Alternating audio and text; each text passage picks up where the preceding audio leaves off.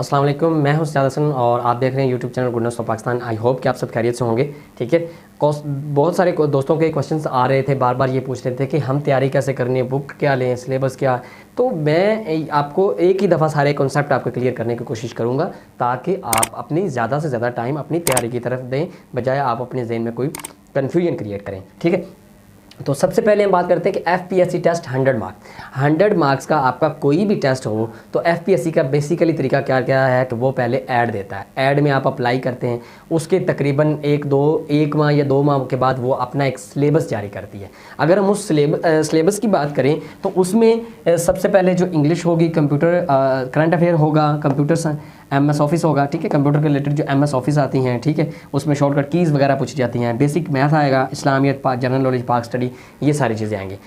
अब कुछ जो जॉब्स होती हैं उनमें वो वैरी करता है। वैरी कैसे करता है कि यहाँ पे वो क्या करेगा कि इनको कम करके, बेसिकली सिलेबस यही रहेगा, इनमें इनको कम कर दे। मीन टू से कि यहाँ इसको 10 मार्क्स कर देगा, इसको भी 10 मार्क्स कर देगा। ठीक है, इन दोनों में से, ये सारों में से वो निकाल के 20 मार्क्स ही कंसेशन निकालेगा, गुंजाइश निकालेगा, और वो आपका होगा आपकी जॉब्स के हवाले से जो आर्टिकल्स होते हैं। फॉर एग्जाम्पल नैब के जो आर्टिकल्स होंगे कॉन्स्टिट्यूशन के अंदर, उनके हवाले से वो 20 नंबर के आपको स्पेसिफिक नोट करके बता देगा कि 80 नंबर का ये आपका सारा पेपर होगा और 20 नंबर का आपका आर्टिकल्स होंगे। ठीक है, आपके जो कॉन्स्टिट्यूशन के मुताबिक होते हैं।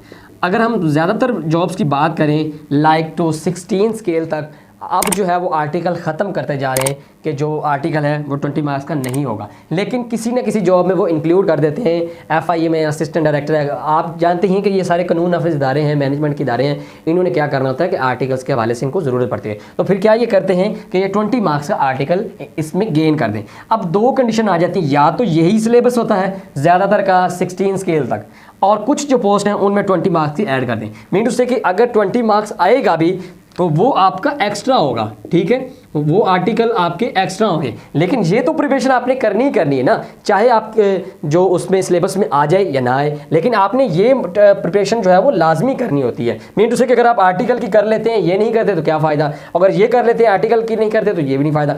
ये आपकी स्ट्रॉन्ग होनी चाहिए, और ये जो आर्टिकल्स हैं ये भी स्ट्रॉन्ग होनी चाहिए। अब ये वेरी करते हैं, ये नैब के और हैं, रेवेन्यू ऑफिसर के और हैं, ठीक है, FIA में और हैं, कस्टम इंस्पेक्टर में और हैं। ठीक है, तो ये सारी चीज़ें हैं। ये बेसिक जो इंग्लिश है, करंट अफेयर है, करंट अफेयर भी आपका बिफोर 2 ईयर्स होगा। मीन्स तो कि अभी 2020 है तो इससे पीछे के 2 साल चल जाएंगे, 2018 से 2020 के दरमियान जो वाक़यात हुए होंगे वो करंट अफेयर होगा।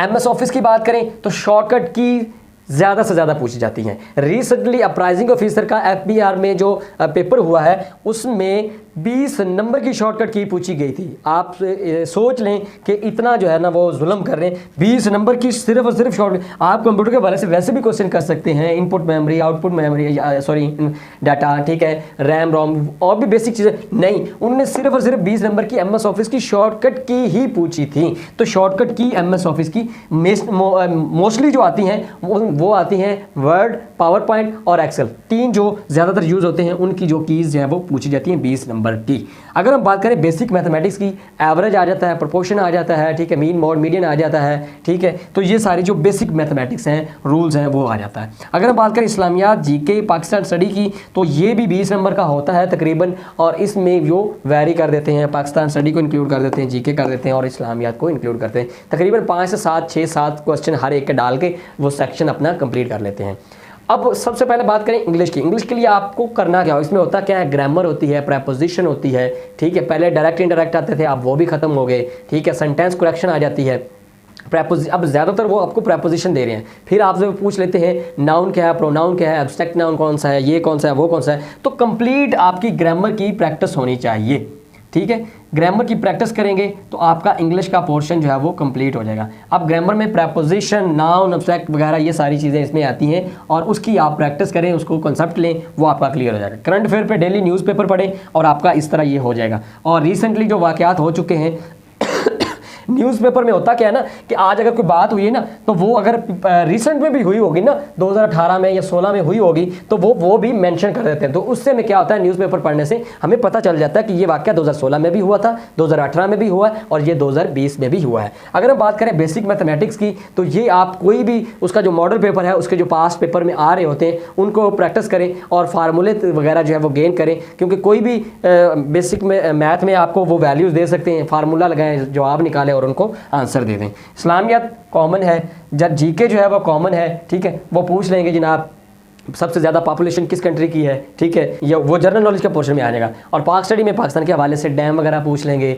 ठीक है, और पॉपुलेशन वगैरह पूछ लेंगे, कुछ भी जो पाकिस्तान के स्टडी के हवाले से। तो अगर हम देखें तो ये एक लिमिटेड है, बहुत ज़्यादा नहीं है। हम क्या करते हैं कि हम परेशान हो जाते हैं। अगर हम ये करें ना 2 महीने में कमाल की तैयारी करके ले लें, किसी भी पेपर में आप टॉप पे आ जाएंगे। लेकिन होता क्या कि हम अपने आप को इस काबिल समझते नहीं कि हम ये कर सकते हैं। हम ये कर सकते हैं कि जो बंदे ये कर रहे हैं, जो टॉप पे आ रहे हैं, उनके 4 दिमाग है, हमारा 1 दिमाग है, ठीक है। मसला ये हम अपने आप को टाइम नहीं देते, अपनी थिंकिंग बदलते नहीं है, कुछ भी नहीं है।